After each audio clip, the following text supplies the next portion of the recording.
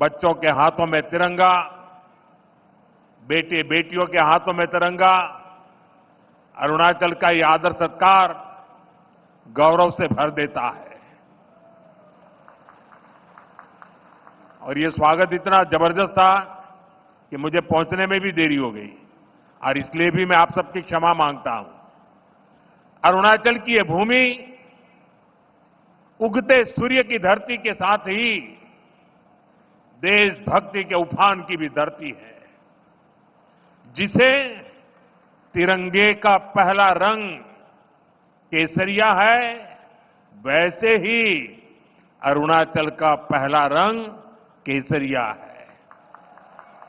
यहां का हर व्यक्ति शौर्य का प्रतीक है, सादगी का प्रतीक है, और इसलिए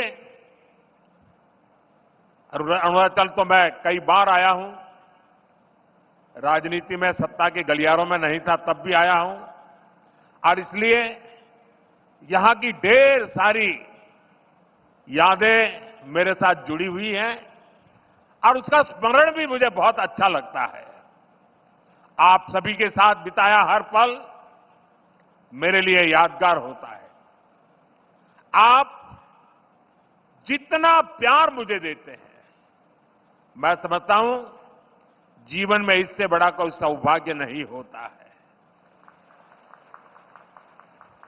तवांग मठ से लेकर नमसाई के स्वर्ण पगोड़ा तक अरुणाचल शांति और संस्कृति का संगम है,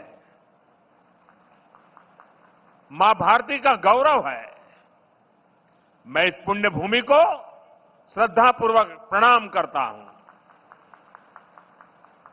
साथियों, मेरा यहां आज अरुणाचल आना तीन वजहों से बहुत विशेष हो गया है।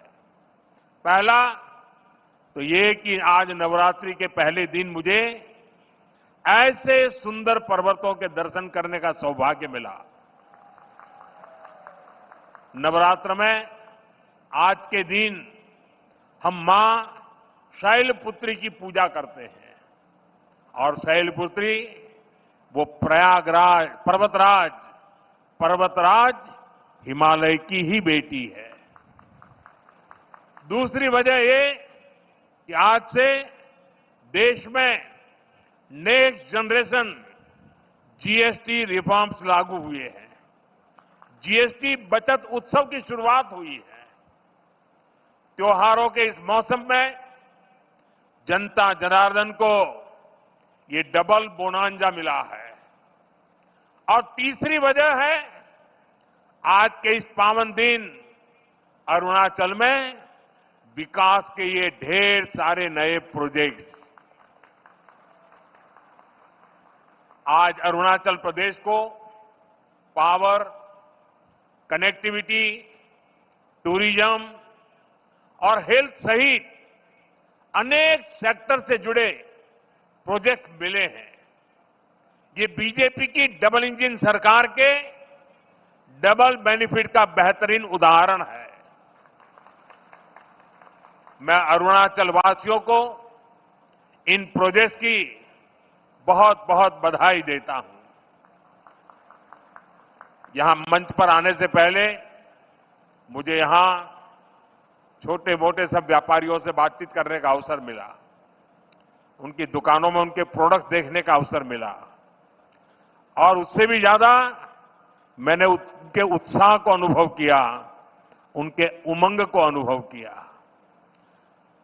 और ये बचत उत्सव मैं देख रहा था कि वहां व्यापारियों में, भिन्न भिन्न भांति की चीजों का निर्माण करने वालों में, और आज जनता जनार्दन के इतने विशाल रूप में मुझे साफ साफ नजर आ रहा है।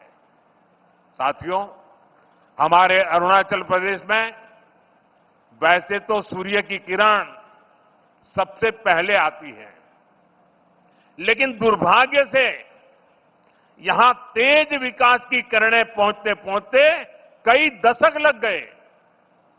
मैं 2014 से पहले भी यहां कई बार आया हूं, आपके बीच रहा हूं।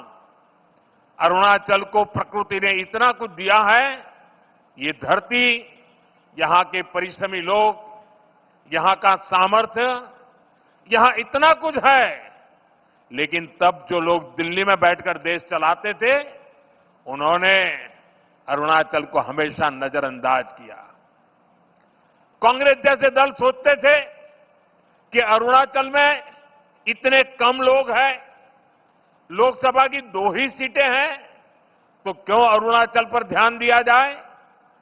कांग्रेस की सोच का अरुणाचल को, पूरे नॉर्थ ईस्ट को बहुत नुकसान हुआ। हमारा पूरा नॉर्थ ईस्ट विकास में बहुत पीछे छूट गया।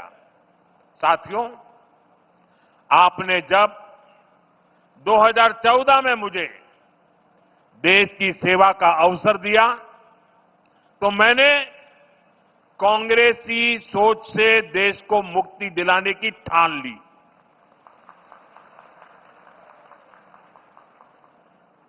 हमारी प्रेरणा किसी राज्य में वोटों और सीटों की संख्या नहीं, नेशन फर्स्ट की भावना है।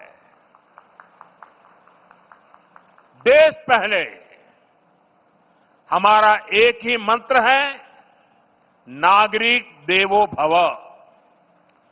जिनको कभी किसी ने नहीं पूछा, उसको मोदी पूजता है। इसलिए जिस नॉर्थ ईस्ट को कांग्रेस के समय में भुला दिया गया था, वो साल 2014 के बाद विकास की प्राथमिकताओं का केंद्र बन गया है। हमने पूरे नॉर्थ ईस्ट के विकास के लिए बजट कई गुना बढ़ाया।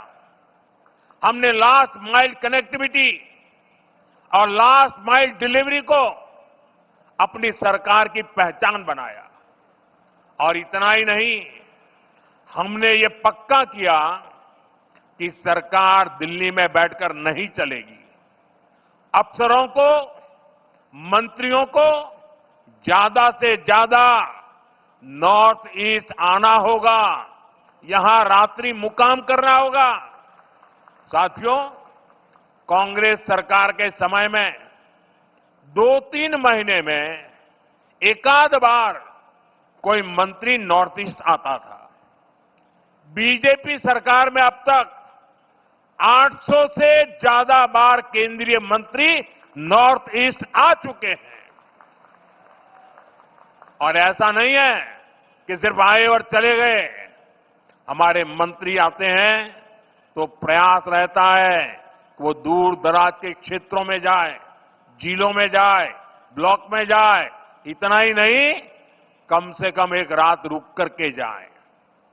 मैं खुद ही प्रधानमंत्री के तौर पर 70 से ज्यादा बार नॉर्थ ईस्ट आया हूं। अभी पिछले हफ्ते ही मैं मिजोरम, मणिपुर और असम गया था और रात गुवाहाटी में रुका था। नॉर्थ ईस्ट मुझे दिल से पसंद है।